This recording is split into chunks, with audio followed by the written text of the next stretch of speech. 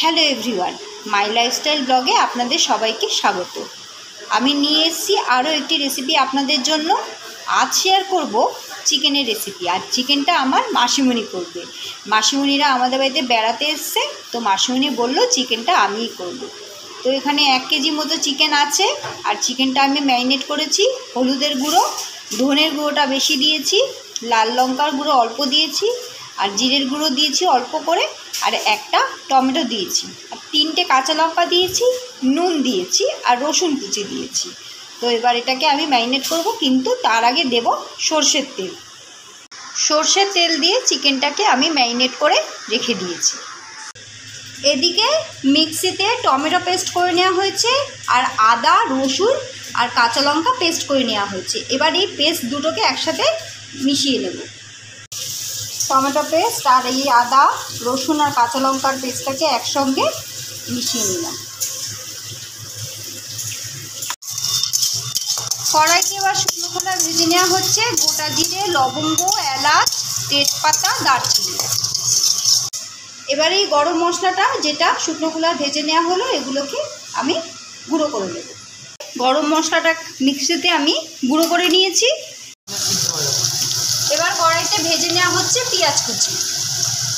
রান্নাটা কিন্তু আমার এবার ভাই চলে এসছে, ভাই বলল আমিই করব, তো ভাই রান্নাটা করছে।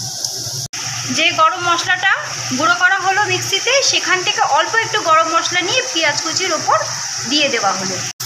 পেঁয়াজ কুচির ওপর দেওয়া হলো নুন। এবার পেঁয়াজটাকে ভেজে নেওয়া হচ্ছে। ওদিকে পেঁয়াজটা ভাজা হোক, আর এদিকে আলুটা হলুদ নুন দিয়ে মাখিয়ে নেওয়া হয়েছে, তার সাথে একটু গরম মশলা দিয়ে দেওয়া হয়েছে একটু ফ্লেভারের জন্য। এবার এই আলুটাকে ভাজা হবে। এদিকে আলুটা ভাজতে দেওয়া হয়েছে তেলের মধ্যে। দুটো কড়াই একসাথে বসানো হয়েছে, একটাতে পেঁয়াজ ভাজা হচ্ছে আর একটাতে আলু ভাজা চলছে। মাংসের আলুটা এবার এদিকে ভাজা হয়ে গেছে।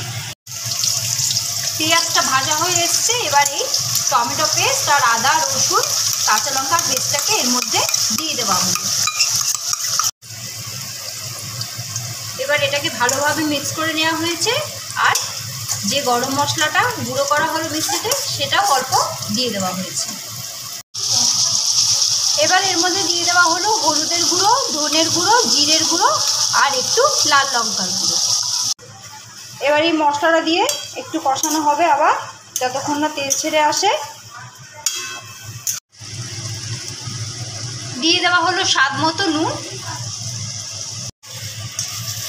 এইবার নুন দিয়ে আর একবার ভালো করে কষানো হচ্ছে। এবার মাংসটা ম্যারিনেট করা দিয়ে দেওয়া হচ্ছে। ভাই রান্না করছে আমাদের বাড়িতে এসে।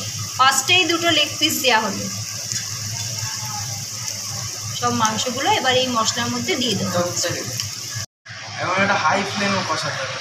এইবারে এটা আমার ভাই বলে দিচ্ছে হাই ফ্লেমে এবার এটা কষাচ্ছে মাংসটা। চিকেনটা অনেকটা কষে এসছে। এবার এটা কিছুক্ষণ দমে দিতে হবে। দমে দেওয়ার আগে ভাই ওপর থেকে যে গোটা গরম মশলাগুলো মিক্সিতে গুঁড়ো করে নেওয়া হয়েছিল, ওটা অল্প একটু দিয়ে দিল। এবার এটা ঢাকা দিয়ে দেওয়া হলো। এবার মাংসটা ঢাকনা খুলে দেখা হলো অনেকটা কষে এসছে। এবার এর মধ্যে দিয়ে দেওয়া হচ্ছে আলু। এখন থেকেই একটা কিন্তু দারুণ গন্ধ বেরিয়েছে। যখন খেতে বসবো তখন তো আরও ভালো হবে মনে হচ্ছে। কালারটা দেখুন, আলুটা দেওয়ার পর আর একটু কষিয়ে নেওয়া হয়েছে। দারুণ। এদিকে তো মাংস হচ্ছে, আর এদিকে জল গরম করতে দেওয়া হয়েছে। আর জলের মধ্যে দেওয়া হয়েছে লবঙ্গ, এলাচ আর দারচিনি আর একটু নুন।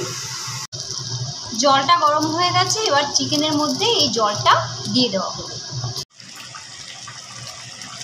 আলুটা অনেকটা সেদ্ধ হয়ে এসছে। এইবার এর ওপর থেকে সেই ভাজা গরম মশলার গুঁড়োটা দিয়ে দেওয়া হলো। চিকেনটা হয়ে এসছে। এবার এই চিকেনটা নামিয়ে নেওয়া হবে। চিকেনটা তৈরি হয়ে গেছে, ঢেলে নেওয়া হয়েছে। একটা পাত্রে। আপনারা অবশ্যই বলবেন আজকে আপনাদের এই রেসিপিটি কেমন লাগলো। আর যদি ভালো লাগে তাহলে ভিডিওটিতে লাইক, কমেন্ট, শেয়ার করে আমার পাশে থাকবেন। যারা এখনও চ্যানেলটিকে সাবস্ক্রাইব করেননি তারা চ্যানেলটি অবশ্যই সাবস্ক্রাইব করবেন। যদি রেসিপিটি পছন্দ হয় তাহলে আজকের মতো মাই লাইফস্টাইল ব্লগে এইটুকুই। ফিরে আসবো আরও কোনো একটি নতুন রেসিপি নিয়ে। ততক্ষণে টাটা।